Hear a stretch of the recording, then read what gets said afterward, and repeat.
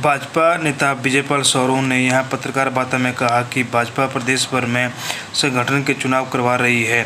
पहले प्रदेश और अब जिला व उपमंडल के चयन को लेकर प्रक्रिया चल रही है। इसके लिए प्रभारी सुरेश चंदेल और पायल वैद्य को बनाया गया है। चुनाव प्रक्रिया के दौरान जो हंगामा हुए हैं वह निंदनीय है। भाजपा अनुशासित पार्टी है। प्रदेश स्तर में जो पैटर्न तय हुआ है उसके मुताबिक अध्यक्ष का चयन होना है। इस तरह का मामला होने निंदनीय है और इसके ऊपर अनुशासन कमेटी संज्ञान लेगी। विजय का कहना है कि नामों के प्रोसेस पूरे हो चुके हैं। जिन्हें भी यह किया गया है उसके लिए सीनियर लीडर संज्ञान लेंगे। हमीरपुर जिला के पूर्व मुख्यमंत्री प्रेम कुमार धूमल का जिला है। वह 2 बार मुख्यमंत्री रहे हैं। वह जो कहेंगे उसके ऊपर वह बात को सभी अमल करना पड़ेगा।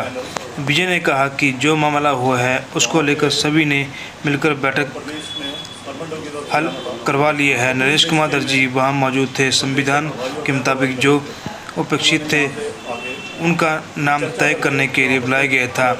जो विरोध हुआ है उसके ऊपर बात कर लेंगे। पिछले कल हमीरपुर विधानसभा के लिए हमीरपुर मंडल का चुनाव की प्रक्रिया चली, तो श्री सुरेश चंदेल जी व पायल वैद्य जी जो कि उपाध्यक्ष हैं पार्टी की, वो लोग आए हुए थे और यहाँ का चुनाव की प्रक्रिया शुरू हुई। कल आप सब भाई बहनों ने देखा होगा कि उस प्रक्रिया के दौरान कुछ बीच में हंगामा हुआ। भारतीय जनता पार्टी एक अनुशासित संगठन की तरह काम करती है और भारतीय जनता पार्टी का कार्यकर्ता एक अनुशासित सिपाही की तरह काम करता है।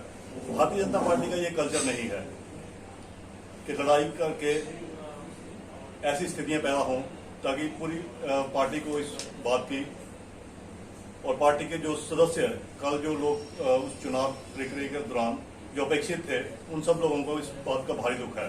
पिछले शाम से ही काफी फोन लोगों के आ रहे थे, तो मुझे ऐसा लगा कि एक बार आप सब भाई बहनों से इस बारे में बात करनी चाहिए, क्योंकि वो एक प्रक्रिया का दौर था। प्रदेश की तरफ से एक ऐसा पैटर्न तय हुआ है जो भारतीय जनता पार्टी के संविधान के अकॉर्डिंग कौन कौन लोग उस बैठक में अपेक्षित थे वो लोग बुलाए गए थे और उसमें कुछ थोड़ी बहुत कंट्रोवर्सी होगी। इस बात की हम घोर निंदा करते हैं कि भारतीय जनता पार्टी में ऐसा नहीं होना चाहिए। ये तो खैर जो प्रदेश के अनुशासनात्मक कमेटी होगी वो इस बात का संज्ञान लेगी और हमें इस बात का खेद है कि ये भारतीय जनता पार्टी का कल्चर नहीं है। विद इन पार्टी हम लोग डेमोक्रेसी में विश्वास करते हैं, लोकतंत्र में विश्वास करते हैं, तो पार्टी के भीतर भी लोकतंत्र है। तो जो नाम उन्होंने प्रदेश के जो प्रभारी, चुनाव प्रभारी और सह प्रभारी लगे थे उनको नाम उन्होंने पूरे प्रोसेस पूरी हो गई है। बाद में जिन लोगों की वजह से ऐसा हंगामा हुआ है उन लोगों से भी बात उनकी हुई थी और उन्होंने उनका भी रायशुमारी ले ली है। तो भारतीय जनता पार्टी के बारे में एक जनता पार्टी के संविधान को मानते हैं, जो पार्टी के संविधान के अकॉर्डिंग जो ये प्रोसेस होना था उसी के अकॉर्डिंग ये प्रोसेस हुआ है। बीच में कुछ लोगों ने ऐसा किया है जिस बात की हम घोर निंदा करते हैं। ऐसा नहीं होना चाहिए पार्टी में। बाकी जितने सीनियर लीडर्स हैं वो इस बात का संज्ञान ले लेंगे। पर मेरा एक आप लोगों से इंटरेक्ट करने का एक ही था कि अगर सब लोगों की रायशुमारी से ऐसी बात मंडल अध्यक्ष डिसाइड होने हैं, तो जैसे कि आप हमीरपुर जिला है, प्रोफेसर प्रेम कुमार धूमल जी का जिला है।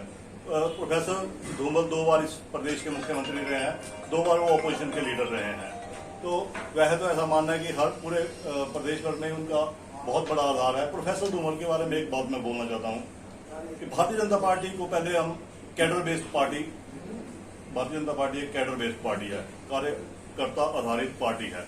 पर हमने बड़े पुराने समय से, बड़े पीछे से देखा है, जब प्रोफेसर धूमल 96 में इस प्रदेश के अध्यक्ष बने थे और 98 में जब वो इस प्रदेश के मुख्यमंत्री बने, उसके बाद उनका 1 to 1 लोगों के साथ इतना वो मिलना मिलाना हुआ कि हम पूरे विश्वास के साथ ये कह सकते हैं कि प्रोफेसर धूमल के आने के बाद भारतीय जनता पार्टी मासिस में, आम समुदाय में चली गई थी। तो हमारा तो इतना मानना है कि प्रोफेसर धूमल एक बहुत ही पुराने नेता हैं, बहुत ही समझदार व्यक्ति हैं। जो प्रोफेसर धूमल बोलेंगे पूरे जिले में वैसे लोग ही नॉमिनेट होंगे, तो ये बात उनके ऊपर ही छोड़ देनी चाहिए। आपस में लड़ने का इसमें कोई वो विषय था नहीं। एक बात उनके धैर्य की बात करना चाहता हूँ प्रोफेसर धूमल साहब के बारे में। धूमल जी ने कई व्यक्ति ऐसी बात करते हैं, पर मैं इतना कहना चाहता हूं कि जो चुनाव व्यक्ति लड़ता है, जिसमें लड़ने का दम होता है, वो व्यक्ति हारता या जीतता है। मासेस में लीडर होना अलग और चुनाव जीत के आना वो अलग विषय होते हैं। तो मेरा आप सब लोगों से ये निवेदन है कि ये कल जो एक वीडियो सा निकला है, उसमें हम सब लोगों ने, जितने भी भारतीय जनता पार्टी के लोग वहां पे मौजूद थे, जितने वहां पे सीनियर लीडर थे, वहां पे जिला अध्यक्ष पार्टी के मौजूद थे, पुराने मंडल अध्यक्ष थे, यहाँ के जो विधायक हैं जिन्होंने चुनाव लड़ा वो थे, उन सब लोगों ने वहां पे बीच बिचाव करके जो न्यूसेंस क्रिएट हो रही थी उसको बंद करने का प्रयास किया था। सब लोगों से इस बात से सहमति थी कि आपस में मिल बैठ के जो बातचीत हो जाए वही है, और ये ही हमारी पार्टी का संविधान है। ये धन्यवाद। राहुल जी, जिस बात को लेकर हंगामा हुआ, तो सीधी सी बात है, जो वीडियो सबने देखा उसमें नरेश कुमार दर्जी के ऊपर उंगलियां उठी, वो क्या उस बैठक में अपेक्षित थे?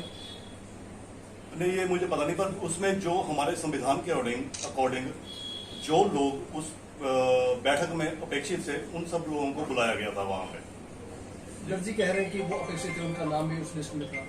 तो उनकी राय शुमारी ली गई जी। नरेश कुमार दर्जी से पूछा गया कि उन्होंने कौन उनका कैंडिडेट, किसको वो वोट देना चाहते हैं, उनसे पूछा गया। विरोध क्यों हुआ फिर उनकी उपस्थिति का? विरोध नहीं हुआ, विरोध हुआ किसी प्रवक्ता के बोलने पे, क्योंकि प्रवक्ता और कुछ लोगों के वोट नहीं थे। जो मंडल में प्रवक्ता और मीडिया प्रभारी और आईटी एंड सोशल मीडिया के लोग, इन लोगों का उसमें रखा नहीं गया था, उस कैटेगरी में नहीं थे। वहां से थोड़ी सी विरोध नहीं हुआ, बातचीत शुरू हुई बेसिकली जी।